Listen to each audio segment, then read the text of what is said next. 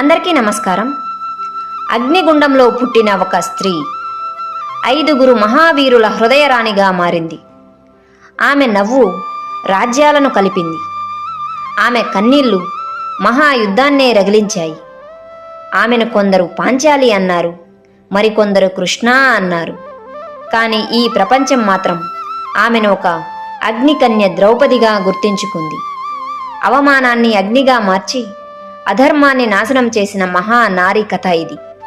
ఇది కేవలం ఒక రాణి కథ కాదు, ఇది ఒక స్త్రీ ఆత్మ గౌరవం కోసం జరిగిన మహాభారతం. ఇదే పంచ పాండవుల భార్య అయిన ద్రౌపది కథ. ఈ కథను వినే ముందు ఎవరైనా కొత్తగా మన ఛానల్ను చూస్తున్నట్లయితే ఈ వీడియోను లైక్ చేసి మన ఛానల్ను సబ్స్క్రైబ్ చేసుకోండి. ఇక ఆలస్యం చేయకుండా వీడియోని ప్రారంభిద్దాం. హస్తినాపురానికి దూరంగా పాంచాల